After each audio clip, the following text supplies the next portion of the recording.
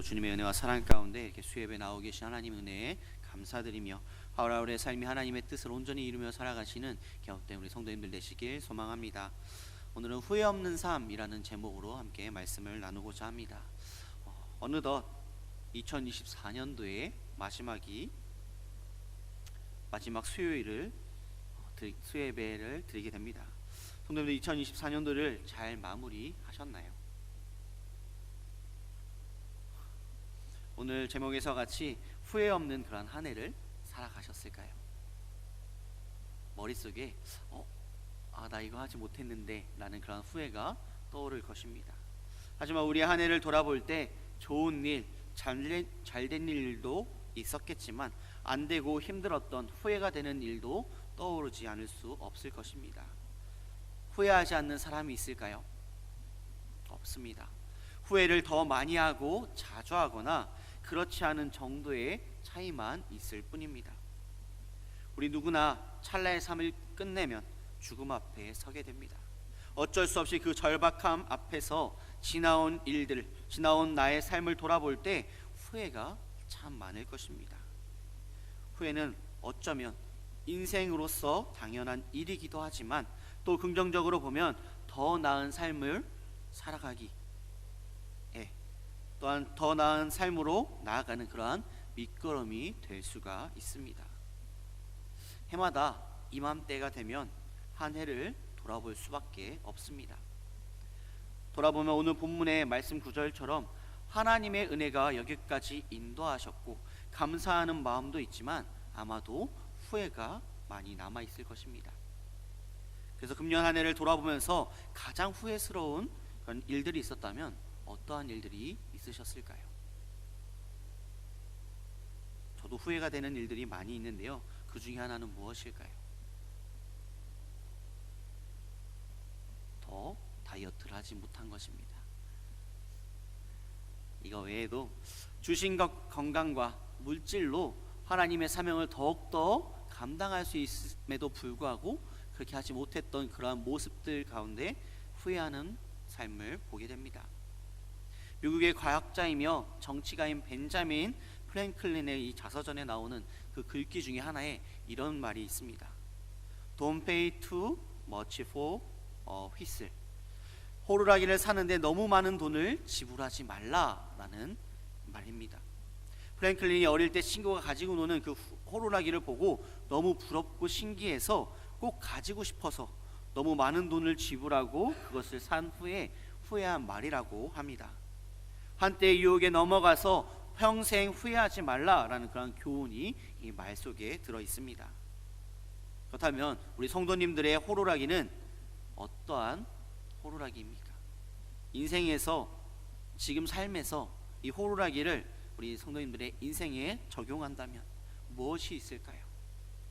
돈, 쾌락, 권력, 또 지나치게 끌려다니는 오락 등등 많은 세상의 것들이 여기에 해당할 수 있습니다. 절제하고 인내해야만 후회 없는 그러한 인생이 될 텐데 어쩌면 우리 삶에 양념처럼 조금은 필요할 수도 있을지 모르지만 지나치게 집착하고 거기에 에너지를 쏟을 때 결국 남는 건 무너지고 후회하는, 그것도 정말 최악의 상황은 죽음 앞에 서서 안타까워하는 그러한 후회인 것입니다. 디모데후서 4장 7절에서 8절 말씀해 보면 나는 선한 싸움을 싸우고 나의 달려갈 길을 마치고 믿음을 지켰으니 이제 후로는 나를 위하여 의의 면류관이 예비되었으므로 주 곧 의로운 재판장이 그날 내게 주실 것이며 내게만 아니라 주의 나타나심을 사모하는 모든 자에게도니라 라고 말씀합니다. 하나님께서 자신에게 맡겨주신 그 사명을 나름대로 멋지게 달려온 분들도 계실 것입니다. 하나님의 사명 외에도 가정에서 또한 일터에서 또한 직장에서 내가 직책을 받은 자로서 또한 그런 우리에게 맡겨진 일들을 감당하며 나가신 분들도 있을 것입니다. 오늘 본문에서 말씀합니다. 하나님의 뜻대로 하는 근심은 후회할 것이 없는 그런 구원에 이르는 회개를 이루는 것이요 라고 말씀합니다. 하나님의 뜻대로 하는 근심과 후회는 결국 이렇게 회개로 갈 수가 있습니다. 어떤 문제나 내가 저지른 일 앞에만 그 상황 앞에만 나를 세우는 것이 아니라 후회가 회개로 이어지는 단계로 나아가려면 문제는 그대로 있지만 하나님 앞에 나를 세우는 것입니다. 하나님이 어떤 분이고 내가 어떤 은혜를 받았고 나를 만드시고 나를 구원하신 그분이 내게 기도하는 삶이 무엇인지를 고민하는 것이 우리의 삶의 고민이 되어야 합니다. 사사기 16장 28절 말씀에 보면 삼손이 여호와께 부르짖어 이르되 주 여호와여 구하옵나니 나를 생각하옵소서. 하나님이여 구하옵나니 이번만 나를 강하게 하사 나의 두 눈을 뺀 블레셋 사람들에게 원수를 단번에 깊게 하옵소서 하고 라고 말씀합니다. 이것은 삼손의 후회로 볼 수가 있습니다. 삼손은 어떠한 자였나요? 나신인으로서 블레셋 군을 낙타뼈로 쳐 죽이는 그러한 많은 하나님의 은혜를 받은 그런 사사였습니다. 하지만 세상의 것에 넘어가서 두 눈이 뽑혀진 채로 조롱받고 있는 그런 모습 가운데 이 삼손의 이 회개를 통하여서 자신이 살아있을 때 죽였던 그런 사람들, 블레셋 군보다 이때 죽였던 블레셋 군이 더 많은 것을 보게 됩니다. 또한 가룟 유다는 어떠한가요? 은 30에 예수님을 팔고 대제사장들과 장로들에게 다시금 예수님을 풀어달라라고 했을 때 무슨 상관이냐, 내가 당하라 라고 말하며 그런 가룟 유다에게 말했을 때 가룟 유다는 성소에 은을 던져두고 스스로 목을 메어 죽게 되었습니다. 또한 베드로는 어떠했나요? 모든 사람은, 다른 제자들은 다 예수님을 부인할지언정 나는 부인하지 않겠습니다 라고 당당하게 고백했던 이 베드로의 고백은 어떻게 되었을까요? 작심 3일도 아닌 12시간도 지나지 않아서 심지어 예수님을 저주하는 그런 모습까지 부인하는 그런 모습을 보이게 됩니다. 그러고 나서 닭이 우는 소리를 들었을 때에 광장 앞에 나와서 울며 통곡하며 회개하였습니다. 다윗은 어떠한가요? 한 여인을 탐내 충성된 부하를 죽이는 그러한 일을 겪고 그러한 행동을 하고 또한 나단을 보내, 선지자 나단을 보내 다윗을 책망할 때 요를 적시며 밤새 통곡하며 회개하는 그런 다윗의 모습들을 통해서 우리의 모습은 어떠한가요? 나의 삶이 정말 하나님 앞에 바르게 온전히 말씀 가운데 바로 살아가고 있는 그런 삶을 살아오고 계신가요? 그렇지 않다면 하나님을 바라보고 하나님 말씀대로 살아가야 하지만 내가 세상에 눈을 돌리고 세상 가운데 다가갔다면 우리의 발걸음이 다시금 주님께로 돌아가고 계신가요? 이 베드로의 회개와 다윗의 회개는 큰 다른 결과를 얻게 됩니다. 베드로는 수제자가 되었고 다윗은 성군이 되었습니다. 이 차이가 무엇일까요? 가룟 유다와의 차이가 무엇일까요? 살아온 한 해 동안 우리 앞에 후회하는 일들이 너무나도 많이 있습니다. 후회만 하는 것에서 그치는 것이 아니라 우리는 회개함을 통하여서 우리의 삶이 더욱더 예수 그리스도를 닮아가는, 온전히 예수 그리스도의 은혜를 온전히 누리며 나아가는 우리의 삶이 되어야 한다라는 것입니다. 하나님 앞에 다 내려놓고 그분 앞에 나를 세우고 나아가야 합니다. 오늘 말씀에서 근심이라는 말이 많이 나오고 있습니다. 말씀에서 8절에서 10절 말씀에 보면 근심이라는 말이 동사와 명사의 형태로 무려 7번이나 쓰여졌습니다. 여기서 근심은 고통이나 슬픔을 느끼는 것을 말합니다. 즉 자신의 잘못된 부분에 대해 책망을 받을 때에 우리의 감정은 고통을 당하기도 하며 또한 씁쓸함을 맛본다라는 것을 말씀하고 있습니다. 그런데 중요한 것은 이러한 근심이 전혀 상반된 두 가지의 결과를 가져온다라는 것입니다. 어떤 근심은 구원으로 인도하는 회개를 이루게 하고 어떤 근심은 사망을 이루게 한다라고 말씀하고 있습니다. 이렇게 다른 결과를 낳는 그 근심을 각각 하나님의 뜻대로 하는 근심과 세상 근심으로 나누어 볼 수가 있습니다. 말하자면 인간이 잘못의 지적으로 인해서 슬픔에 잠기거나 아픔을 느끼는 것은 외형상 똑같지만 그것의 내부적인 명과 목적에 따라서 두 가지의 다른 양상을 띤 결과를 우리에게 줄 수 있다라는 것입니다. 어떠한 근심 가운데 살아가고 계신가요? 하나님의 뜻에 합당한 그런 근심으로 살아가고 계신가요? 아니면 세상의 그런 근심, 어떻게 하면 먹을까? 어떻게 하면 더 누릴까? 어떻게 하면 더 가질까? 그러한 것에 근심하며 살아오고 계신가요? 세상 근심과 하나님의 뜻대로 하는 그런 근심의 차이는 무엇일까요? 후회와 사망을 이루는 그런 세상 근심을 먼저 보게 되면, 이는 자신의 연약함이나 잘못이 드러났을 때에 자신의 행한 잘못을 정당화시키고 어떻게든 하나님의 진노에서 벗어나 보려고 안간힘을 쓸 때 생기는 근심입니다. 즉, 자신의 잘못을 부인하고 어떻게 하면 자신의 의로움과 완전함을 보일 수 있을까 하는 그런 고민을 하는 노력을 일컫는 것을 말씀합니다. 이러한 근심은 진리의 빛에 의해 자신이 잘못이 조명되어도, 자신의 잘못이 드러나도 그 진리를 따르기보다 자신의 생각과 결정이 옳다라고 주장하는 것이기 때문에 어리석은 것으로 볼 수가 있습니다. 또한 이 근심은 자신의 죄를 은폐하고 자신의 그 정당성만을 고집하는 데서 오는 거기에 결국에는 하나님과 벌어진 그 간격을 좁힐 수가 없습니다. 그리고 결국에는 사망에 이르게 된다라고 말씀합니다. 이러한 세상 근심을 한 대표적인 예로 방금 전에 말씀드렸던 가룟 유다를 볼 수가 있습니다. 그렇다면 하나님의 뜻대로 하는 근심에는 무엇이 있을까요? 세상 근심과는 반대로 자기의 행위가 하나님의 뜻에서 벗어난 것임을 깨닫고 그에 대해 전심으로 애통하며 어떻게 하면 다시 하나님 앞에 바로 설 수 있을지 고민하는 가운데 그 방법을 찾기 위해 하는 근심을 말씀합니다.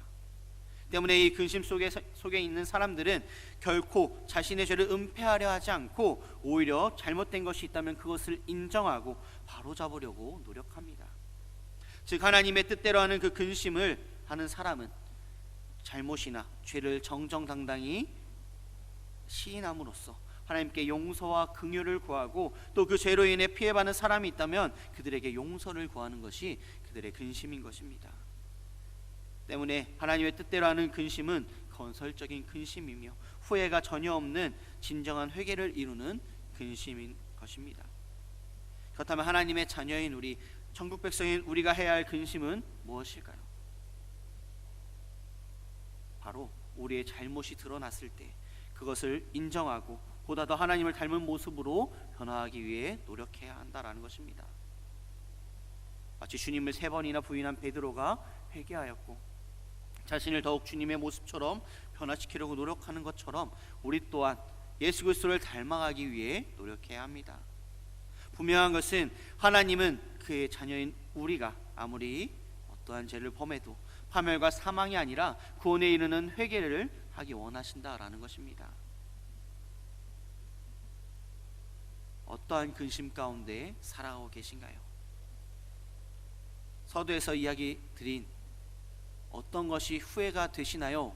라고 물어봤을 때 세상적인 것이 후회가 되셨나요? 아니면 내가 받은 사명, 내가 가진 하나님의 받은 그 사명을 하지 못함에 대해서 후회하셨나요?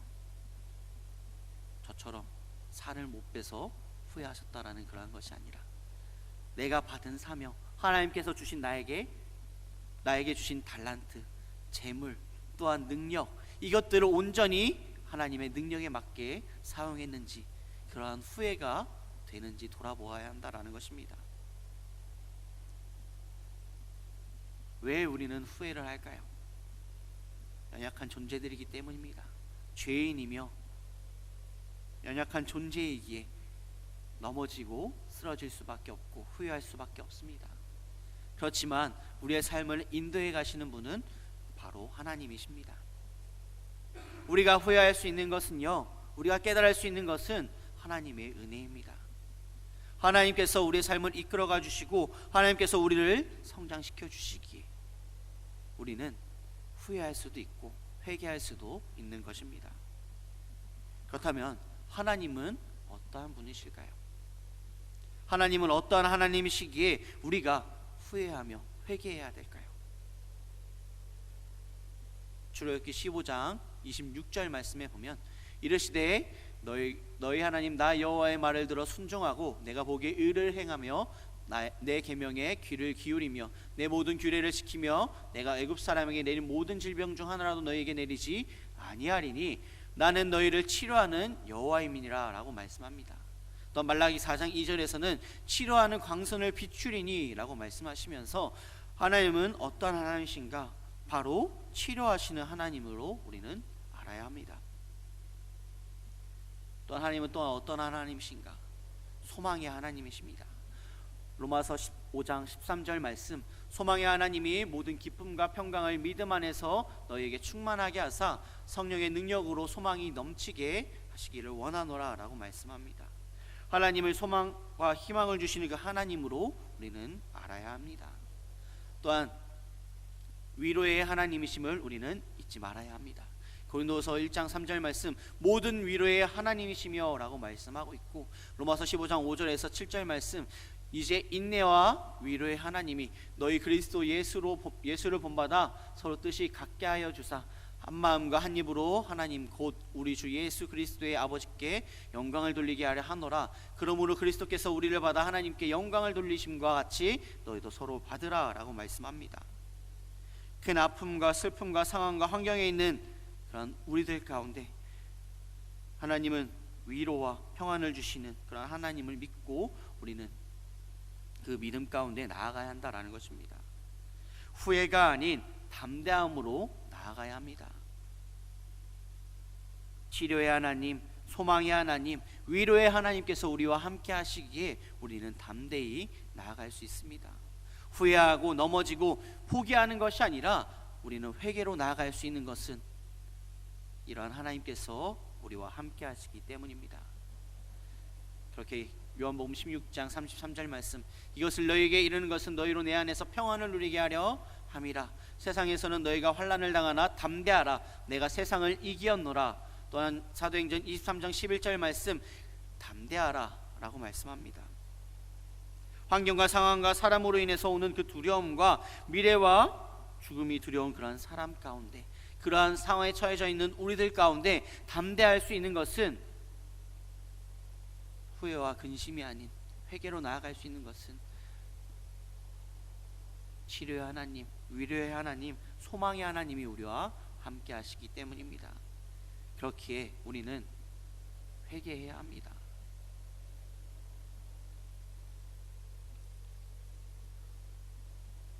요한복음 8장 34절 말씀, 예수께서 대답하시되 진실로 진실로 너희에게 이르노니 죄를 범하는 자마다 죄의 종이라 라고 말씀하고 있고, 로마서 3장 23절 말씀, 모든 사람이 죄를 범하였음에 하나님의 영광에 이르지 못하더니 라고 말씀합니다. 모든 사람이 죄를 지어서 우리는 하나님의 영광에 이르지 못한다라고 말씀합니다. 하지만 마태복음 5장 3절에서 4절 말씀, 심령이 가난한 자는 복이 있나니 천국이 그들의 것이며 애통하는 자는 복이 있나니 그들이 위로를 받을 것이며, 또한 요한일서 1장 9절 말씀, 만일 우리가 죄를 자백하면 그는 미쁘시고 의로우사 우리 죄를 사하시며 우리는 모든 불의에서 깨끗하게 하실 것이요 라고 말씀합니다. 우리가 하나님 앞에 회개하며 나아갈 때 하나님께서는 우리의 죄를 사해 주신다라고 말씀합니다. 성도님들에게 큰 잘못을 저지른 사람이 있다면 어떠한 마음이 드실까요?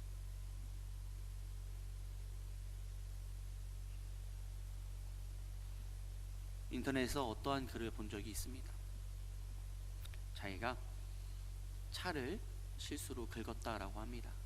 그래서 그 차 주인에게 죄송합니다 라고 말했을 때 그 차 주인이 괜찮습니다, 그럴 수도 있죠 라고 넘어가고, 또한 그 사람 또한 그러한 일을 행했다라는 것을 보게 됩니다. 우리는 우리에게 잘못을 한 사람들이 있을 때 어떠한 행동과 그러한 모습으로 나아가시나요? 우리의 모습은 나에게 잘못한 사람이 있다면 대로 주면 말로 받듯이 더 큰 어려움과 힘듦을 주려고 생각할 때가 많이 있습니다. 하지만 하나님께서는 죄인이며 항상 하나님 앞에 멀어지려고 하는, 죄인과 같은 우리들의 존재 가운데 멀어지려고 하는 우리들 가운데 다시금 회개하면 안아주시는, 다시금 사해 주시는 그 하나님의 은혜를 누리게 됩니다. 그렇기에 우리는 후회하고 근심해서 그치는 것이 아니라 하나님 앞에 회개하는 우리의 삶이 되어야 합니다. 시편 39편 7절 말씀, 주여 이제 내가 무엇을 바라리요 나의 소망은 주께 있나이다 라고 말씀합니다. 우리는 주님께 소망을 둠을 통해서 회개해야 합니다. 올 한 해 어떻게 보내셨나요? 라고 서두에서 이야기했습니다. 무엇이 후회가 되시나요? 라고 서두에서 이야기했습니다. 그렇다면 남은 한 해 어떻게 보내실 것인가요? 다가올 2025년에는 어떠한 한 해를 보내실 것인가요? 우리는 나에게 주신 그 하나님의 은혜, 나와 함께 하신 그 하나님의 사랑을 온전히 믿고 의지함 가운데 담대히 회개로 나아가는 삶이 되어야 합니다. 말씀을 정리하고자 합니다. 하나님은 어떠한 하나님이실까요? 치료의 하나님, 위로의 하나님, 소망의 하나님께서 우리와 함께 하십니다. 그렇기에 우리는 이 세상에 소망을 두는 것이 아니라 온전히 우리가 가야 할 본향 천국을 바라보며 그것에 소망을 두며 온전히 회개로 나아가는, 담대함으로 나아가는 우리의 삶이 되어야 합니다. 세상의 후회는 아쉬움뿐인 그 마이너스이지만 하나님 앞의 후회는 후회를 통하여 예수 그리스도를 닮아가는 플러스의 인생이 될 수 있습니다. 그렇기에 후회하는 신앙이 아닌, 그런 후회하는 삶이 아닌 온전히 하나님의 말씀 안에서 하나님께서 주시는 그 은혜를 온전히 누리며 나아가는 기업된 남은 2024년 또한 다가올 2025년이 되시길 소망합니다. 기도하시겠습니다. 사랑과 은혜가 충만하신 아버지 하나님, 우리의 인생에 있어서 아니 2024년도 하루하루 아니 어제의 삶에 있어서 후회가 있는 그러한 삶, 후회가 있는 그러한 신앙이었다면 다시금 나와 함께 하시는 하나님, 위로의 하나님, 치료의 하나님, 소망의 하나님께서 나와 함께 하심을 믿고 담대함으로 회개함으로 나아가는 우리의 삶이 될 수 있도록 주님께서 함께하여 주시옵소서. 회개함을 통해서 예수 그리스도를 닮아가는 우리의 삶으로 주님 인도하시고 함께하시고 믿사옵고 바라오며 사용하신 예수님의 이름으로 기도드립니다.